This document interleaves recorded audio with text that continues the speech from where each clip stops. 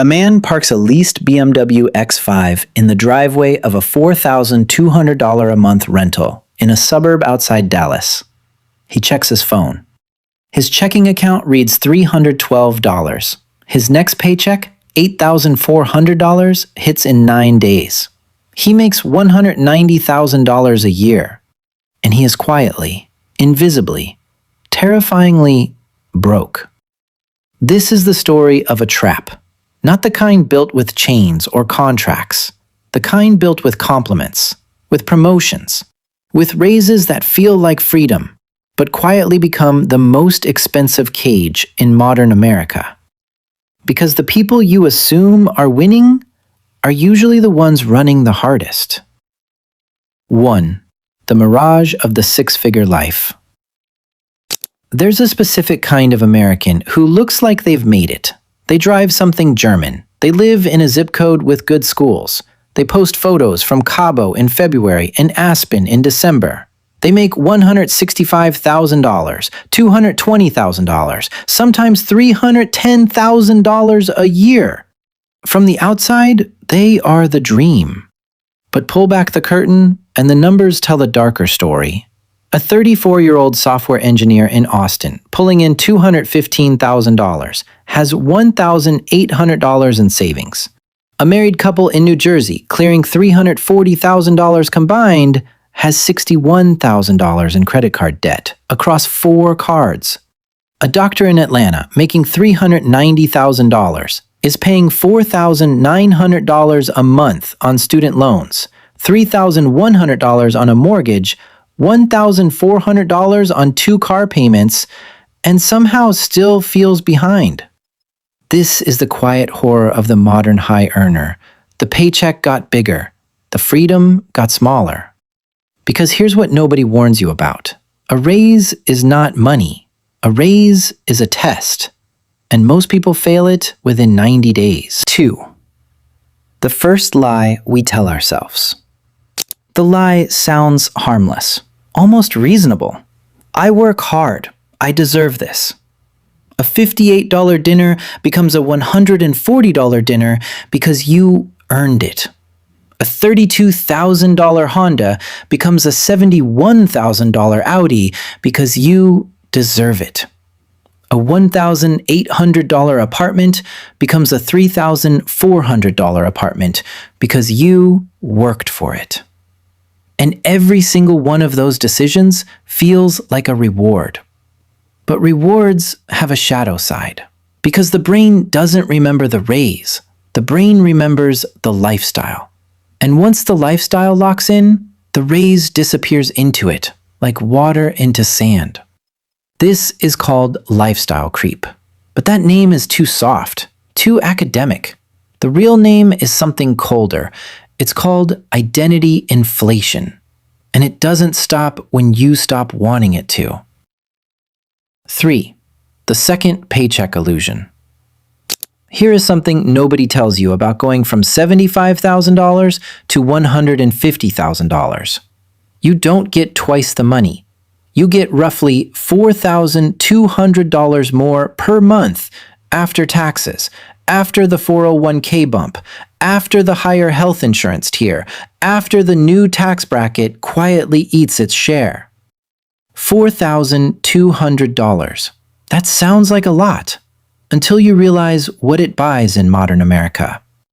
A nicer apartment, $1,400 more per month.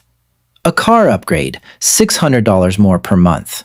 Better groceries, nicer restaurants, new gym, new clothes, new haircut, new skincare, new vacations, new everything. Another $1,800. You just spent the raise. You didn't even notice. And the most disturbing part? You feel exactly the same. Same anxiety on Sunday night, same dread when the credit card statement arrives, same quiet voice asking, where did it all go? The money came. The peace didn't. 4. The geography of quiet desperation. There's a specific kind of street in America. You've driven down it. The lawns are landscaped, the driveways hold Teslas and Range Rovers. The houses cost $1.4 million. And inside, behind the kitchen islands and the Peloton bikes, are people with $3,800 in their savings account, praying nothing breaks this month. This is the suburb, the American success story, the place you're supposed to want, and it's running on fumes. The household income on this street averages $280,000. The average savings rate is under 5%. The average credit card debt is $24,000. The average HELOC balance is climbing. The average marriage is one layoff away from a quiet, polite collapse. Nobody talks about it because everyone is in on it. The neighbor who just got the pool installed isn't rich. He refinanced. The couple with the new Tahoe didn't pay cash. They rolled $8,000 of negative equity from the last one. The woman with the designer bags isn't wealthy. She has a Klarna account, and a Affirm account, and a credit card she hides from her husband. This is what nobody puts on Instagram. The performance is the product, and everyone is buying. 5. The promotion trap. Watch what happens when someone gets promoted in corporate America. Within 6 weeks, 3 things change: the car, the neighborhood, the wardrobe. Sometimes the spouse, but that's a different documentary. This isn't random. It's a script written by something older and more powerful than any of us. The need to signal that we belong at the new tier. Because here's the uncomfortable truth about money. Humans don't spend to feel rich. We spend to feel seen. The $1,400 watch isn't about time. It's about being the kind of man who wears a $1,400 watch. The $90,000 SUV isn't about transportation. It's about being the kind of family that drives one. The kitchen renovation isn't about cooking. It's about being someone whose kitchen looks like that. And the cruelest part of this game? The people you're trying to impress are too busy trying to impress someone else to notice. 6. The 2 types of money. There is rich, and there is wealthy. They are not the same thing. They are barely related. Rich is loud. Wealthy is quiet. Rich drives by. Wealthy compounds. Rich shows up at the restaurant. Wealthy owns the building the restaurant rents from. The rich guy in your office making $240,000 has a $720,000 mortgage, a $980 car payment, 3 vacations a year, and a net worth of $44,000. The wealthy guy you've never noticed makes $135,000, drives an 8-year-old Toyota, lives in a house he bought in 2014, and has $1.6 million in index funds. One of them is free. The other one is performing freedom. And you cannot tell which is which from the parking lot. That's the whole point. 7. The invisible bleed. Let's talk about subscriptions. Not because they're the problem, but because they reveal something. The average American high earner is paying for Netflix, Hulu, Disney+, Max, Apple TV, Spotify, Amazon Prime, ChatGPT, iCloud, Dropbox, Adobe, Peloton, ClassPass, 2 meal kits they forgot to cancel, a meditation app they don't use, a language app they open twice, a credit monitoring service, a VPN, and a fitness tracker subscription. Monthly total? Somewhere between $340 and $620. Annual total? Up to $7,440. Over 10 years, invested at 8%, $112,000. But that's not the real loss. The real loss is what those subscriptions represent. Every one of them was bought during a moment of aspiration, a version of yourself you wanted to become. The reader, the cook, the runner, the meditator, the polyglot. You weren't buying services, you were buying identities. And identities, it turns out, are the most expensive product in the American economy. 8. The Golden Handcuffs.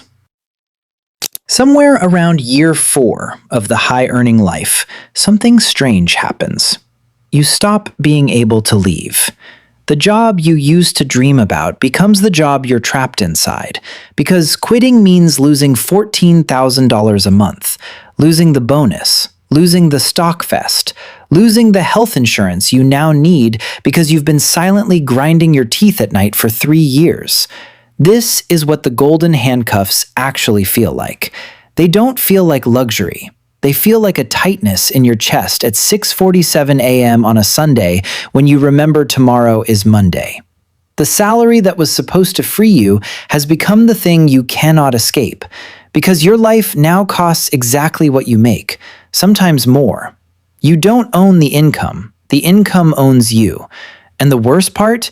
You can't even complain, because from the outside, you look like you've won. 9. The partner problem nobody admits. Money breaks marriages, but not in the way you think. It doesn't break them with screaming. It breaks them with silence. The husband who works 90 hours a week and resents every dollar his wife spends on Amazon. The wife who feels invisible inside a house she didn't choose, full of furniture she didn't pick, married to a man who is technically present, but emotionally on a Slack call. The couple who haven't had a real conversation in 11 months because every dinner ends with one of them saying, "We need to talk about money," and the other one going to bed early. High income doesn't fix this. High income amplifies it. Because now there's more to fight about, more to lose, more to pretend isn't happening. And the financial gap between what you earn and what you have becomes the metaphor for every other gap in the relationship. The dream house becomes the haunted house. Same square footage, different ghost. 10. The tax you didn't know you were paying. There's a tax on the high-earning life that nobody mentions on the W-2. It's not federal, it's not state, it's something else. It's the cost of keeping up. The dinners you go to because saying no would be weird. The bachelor party in Vegas that ran $2,800. The wedding gift for the coworker you barely know, $300. The birthday brunch where you split the bill evenly even though you only had a coffee, $94. The kid's birthday party where the gift bags cost $40 each. The school auction where you bid on something to be polite, $650. The vacation with friends to a place you couldn't afford but agreed to because saying you couldn't would feel like an admission of failure. This is the social tax. And for the American high earner, it can run $15,000 to $40,000 a year, tax-free, untraceable, permanently invisible. You don't pay it because you want to. You pay it because the alternative is being seen as the person who said no. And the modern high earner would rather go broke than be perceived that way. 11. The quiet rebellion. But there's a small movement happening. Quiet, almost unnoticed. Somewhere in Ohio, there's a guy making $210,000 driving a 2016 Camry with 142,000 miles on it. He bought the house his coworkers would call starter. He doesn't post vacations. He doesn't talk about money. He just keeps maxing out his 401k, his backdoor Roth, his HSA, his brokerage, year after year, quietly. His coworkers think he's strange, maybe even a little sad. They wonder why he doesn't enjoy his money. What they don't know is that he's already won. He just hasn't told anyone, because telling people would defeat the entire point. He understood something most high earners never figure out. The goal was never to look rich. The goal was to never need to. There's a kind of peace that comes from this, not the peace of luxury, the peace of optionality, the peace of knowing that if the boss says the wrong thing on Tuesday, you can be gone by Friday, the peace of a paid-off car, the peace of a closet that isn't trying to prove anything. This peace is invisible, which is exactly why most people will never choose it. 12. The mirror moment. Eventually, every high earner has a mirror moment. It happens in different ways. Sometimes it's the 3 a.m. credit card check after a vacation. Sometimes it's the divorce. Sometimes it's the layoff you didn't see coming.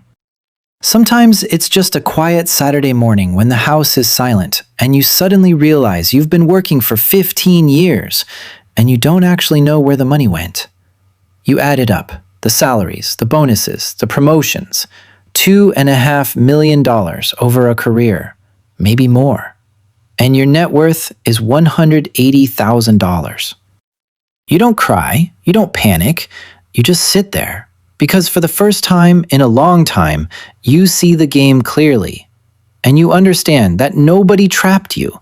You walked in willingly. Every step felt reasonable. Every upgrade felt earned. Every purchase felt like living. The trap wasn't the money. The trap was the story you told yourself about who having money was supposed to make you. The final truth. Here is what the high-earning American is never told.